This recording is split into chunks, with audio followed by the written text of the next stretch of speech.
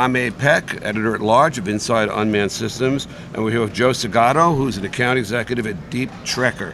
So, Joe, when I came to your booth the other day, there was a guy from the New York City Fire Department, and it was right after the Mexican ship had crashed into the Brooklyn Bridge. Real tragedy. People in the mast evidently were the ones who died. What could you do for a guy like that? So yeah, a large part of our efforts, I guess, are search and recovery.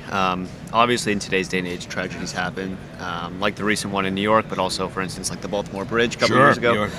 So these tragedies happen, and our role in that is, providing some immediate relief and getting a ROV underwater, looking to start doing some recoveries and inspections right away, and providing relief to those families. Right, because they had divers in the water, but you can go where people can't go. And exactly, we can go a lot quicker too. So often the divers need to survey the scene, they need to plan the environment, plan the dive, whereas our equipment, we can just basically put it in the water, give them some immediate time underwater, and try and get down there a lot faster. So why don't you run through I know they vary by model, but why don't you run through some of the capabilities you have? Yeah, sure. So I mean, technology is always changing, so our stuff is always improving, but we have some basic autonomy now. So essentially we can plan like a search pattern and have the ROV do its own little mission grid. We can get into some photogrammetry capabilities, so if we have nice clear water, we can do some photogrammetry. Sonar mosaics in case the water isn't super clear. GPS logging, bathymetry, all sorts of underwater applications that are kind of tailored to each customer needs. So. And the high-end one is what, the Revolution? The Revolution, yeah. Talk about that a bit. So the Revolution, I guess it's kind of our flagship model. So it's going to be our largest one. It's about 70 pounds, so it's still considered 1 or 2 man deployable. But its main purpose is to kind of serve the high current environment. So whether that's oil and gas or just a high river or a high moving river, it's going to really excel there where there's some faster flowing water. It also has a bit longer battery life, so it's kind of the solution for teams who can be underwater longer. And lastly, it's our largest, so it's the most modular. It's going to be the best for any sort of custom solution. We often get requests to add sensors that we're not familiar with, so we'll typically go back to the Rev as it's our largest platform. Right. We'll use the Rev as our kind of But then canvas. you do have at the other side of it, the smallest one. You have the 3 thruster. Yeah, so the DTG3, that's our older mini-me. Yeah, our older unit that we started with. So that one's been around for quite some time. That's a great tank cleaning ROV. Yeah, it's not going to excel in any current environments really, but it's a great way to get eyes on the water at a pretty cheap cost. So. Yeah, I always love your booth at these events because you have the water chamber, the vertical water chamber. The big tank. And then you can put the vehicles in there. Yeah. What about the bridge?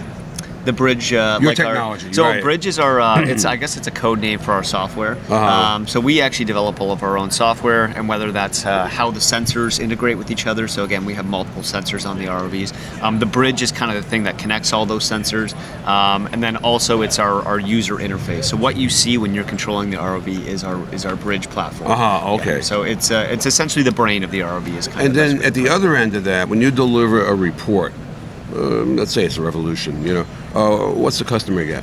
So, I mean, typically the customer is doing their own reporting, but we can do something called data logging, essentially where we take all the data from the mission and we can compile it into one space.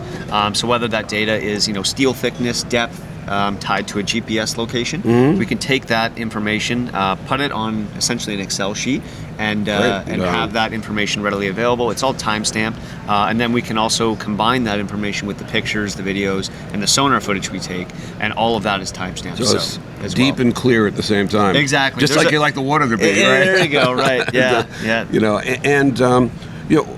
Where do you see your underwater vehicles going? Remote underwater vehicles. What do you mean? What's the future? What's the future? The near future, obviously. Who knows? Right now, I guess the kind of exciting project is we have obviously camera capabilities, but we also have sonar capabilities, and it'd be really interesting if we could try and combine those two and to make a platform that can visualize things when there's clear water, and then also overlay a nice sonar image over it, so that way you don't really have to worry about your environment at all. You can just put the thing in the water, and then it can give you great inspection data in no matter the conditions. So. And final question for me, you can add anything you want, but What do you hope to get out of Exponential? Yeah, so I mean, we've been coming to Exponential for a couple of years. The main thing that we want to learn out of this is, I guess, what's going on in this industry. You know, who can we help? Who are our target market? But also learn from a lot of the other interesting companies here. You know, I think we're the only underwater company here, or ROV company here, right, yeah. this week. However, there's a lot that we can still learn from the aerial drone companies and things like that. So it's great for us to actually walk around, interact with a lot of the other systems, you know, see maybe where we can find roadmaps for the future and where we can still improve. Great. So, okay, well, Joe, thanks a lot. Hey, thanks for having me on the show. Yeah. Okay.